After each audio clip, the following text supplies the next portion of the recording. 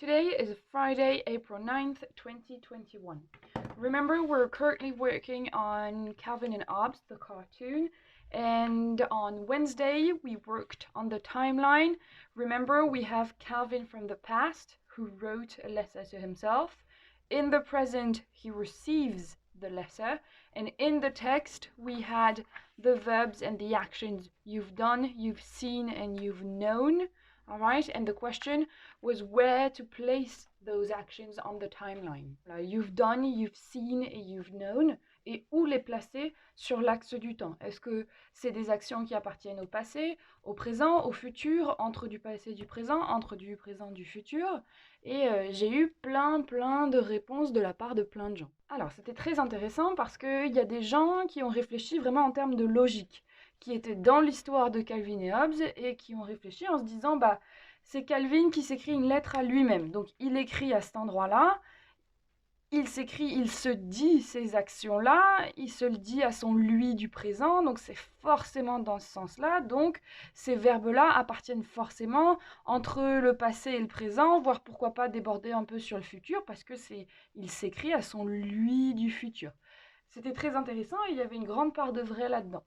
Il y a des gens qui se sont plus raccrochés à la méthode, qui avaient un esprit peut-être plus scientifique et qui ont essayé de repérer à l'intérieur de la construction ce qu'ils connaissaient, etc. Donc c'est des gens qui ont remarqué que ces formes-là, ça vient de verbes qu'on connaît, c'est pas du prétérit, mais ils se souviennent que, ah oui, c'est vrai, il y a aussi d'autres formes spéciales. Dans le tableau des verbes irréguliers, quand c'est pas du prétérit, ça peut être du participe passé. Si c'est du participe passé, alors ça appartient au passé, donc ça peut pas être dans le futur, ni dans le présent. Oui, mais il y a cet auxiliaire have, qui lui est au présent. Il est au présent, cet auxiliaire. Si ça avait été du passé, ça aurait donné had avec un D. Or là, c'est bien have. Donc on a un mélange de passé, de participe passé, et de présent. Donc ces gens-là sont arrivés à peu près à la même conclusion que ceux qui avaient plutôt utilisé l'histoire en disant, puisque c'est un mélange de passé et de présent, ça va se situer entre les deux ici. Eh bien, je suis tout à fait d'accord pour dire qu'effectivement, ces actions-là se situent entre passé et présent. Je suis d'accord avec les gens qui ont utilisé l'histoire, parce que oui, c'est le Calvin du passé qui s'écrit à lui-même dans le présent, donc ça appartient à cet espace-temps-là. Et je suis d'accord avec ceux qui se sont raccrochés à la méthode et à la construction, puisque c'est effectivement un mélange de passé et de présent. Donc, ça se situe par ici. Et ça ne peut pas être du futur. Maintenant, si on passe un petit peu aux explications. En termes de méthode, oui, ça, c'est effectivement du participe passé. On va expliquer dans quelques instants, on va réexpliquer plutôt, parce qu'on l'a déjà vu pendant cette année de quatrième, qu'est-ce que c'est du participe passé, et on entend bien passer dedans. Ça, c'est bien l'auxiliaire have qui est au présent. Et puis même, en termes d'histoire, pour revenir à ceux qui parlaient de l'histoire, effectivement, regardez, vous vous souvenez qu'on avait marqué dans le passé, Calvin s'écrit une lettre à lui-même, et au passé, il dit également I did not do, I did not see, je n'ai pas fait ceci ou cela, je n'ai pas vu ceci ou cela, et il se dit à son lui du présent, quand il lira la lettre, on comprend qu'il lui dit tu as fait des choses que moi dans le passé je n'ai pas faites.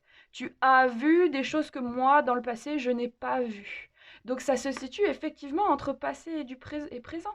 C'est pas exactement au moment où lui écrit la lettre, c'est pas aussi loin dans le passé, c'est pas du présent parce que ça y est, il les a faites, il les a vues, il les a sues, c'est bien entre les deux, d'accord?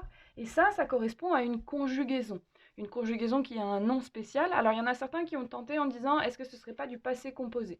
Le terme passé composé en anglais n'existe pas, d'accord? Ça va effectivement, ce truc en orange là, être un temps du passé, mais qui s'appelle du present perfect.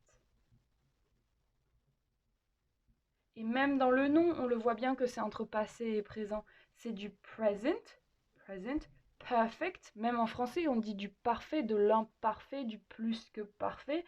Et ça fait référence au passé. Ça, le present perfect, c'est la conjugaison qui va nous intéresser pour les prochaines semaines. C'est celle qui se situe ici en orange. C'est un temps du passé, mais qui se situe pas aussi loin que le prétérit, pas encore dans le présent, mais vraiment entre les deux. Et sa valeur, c'est-à-dire à quoi ça sert cette conjugaison, c'est de parler de quelque chose qui a eu lieu, mais qui a une incidence, une influence sur le présent. Je m'explique. On a le Calvin du passé et le Calvin du présent. C'est la même personne à chaque fois. Sauf qu'il y a celui quand il écrit la lettre et un petit peu plus tard dans le temps quand il reçoit la lettre. Et donc il se dit à lui-même, ah, t'as trop de la chance, toi t'as fait des choses que moi j'ai pas faites, toi t'as vu des choses que moi j'ai pas vues, et toi tu sais des choses que moi au moment d'écrire la lettre je ne savais pas encore. En fait, ce que Calvin se dit à lui-même, c'est que dans l'espace-temps là, entre le moment où il écrit la lettre et entre le moment où il la reçoit, il s'est passé des choses qui font que Calvin est ce qu'il est aujourd'hui dans le présent. Le present perfect, ça sert à ça. Parler de quelque chose qui a eu lieu dans un espace-temps et qui a une influence sur le présent qui permet à Calvin d'être ce qu'il est aujourd'hui. Calvin d'aujourd'hui est ce qu'il est, il sait ce qu'il sait aujourd'hui, il fait des choses qu'il fait aujourd'hui, il voit des choses qu'il voit aujourd'hui grâce à ce qui s'est passé avant, dans cet espace-temps-là.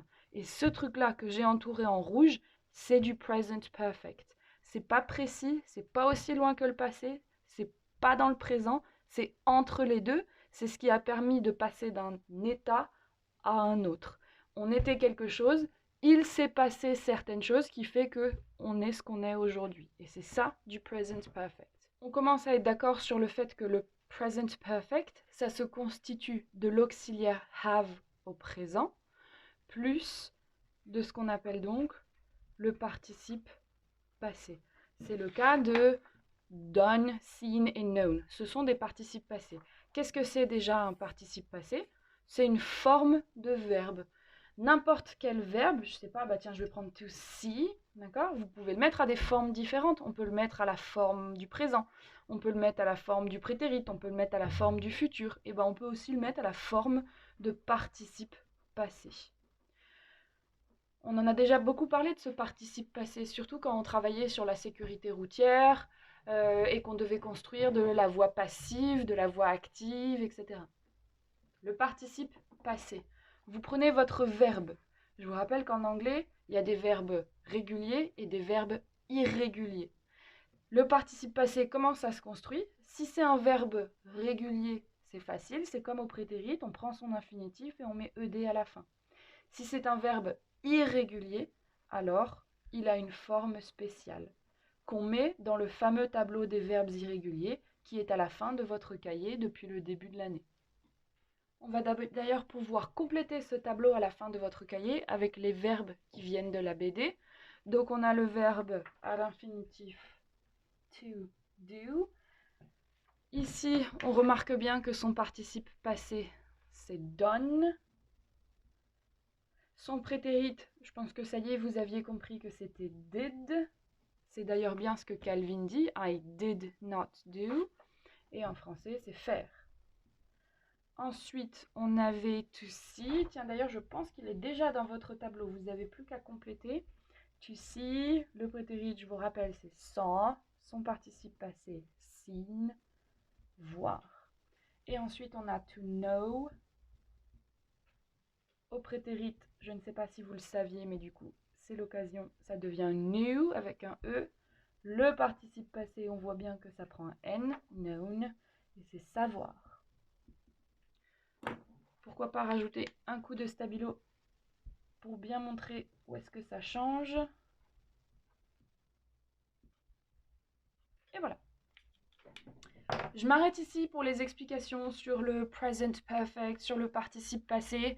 Je vais vous laisser partir en vacances tranquillement avec ces explications-là et sans devoir particulier, si ce n'est bien réviser déjà tout votre tableau de verbes irréguliers et puis surtout apprendre ces 3 nouveaux verbes irréguliers.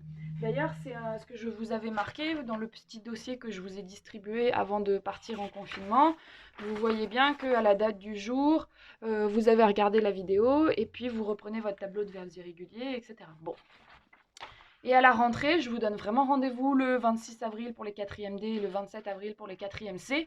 On reprendra bien en détail toutes ces explications, on reprendra le tableau et puis surtout, J'espère que ce confinement s'arrêtera et qu'on pourra se voir en face à face pour de vraies explications, des vrais exercices, des vraies activités tous ensemble. So today you can finish by writing the date, okay? You can add this to your timeline. Vous ajoutez donc ceci avec le coup de stabilo et le nom de la conjugaison à votre ligne du temps que vous avez déjà dans votre cahier.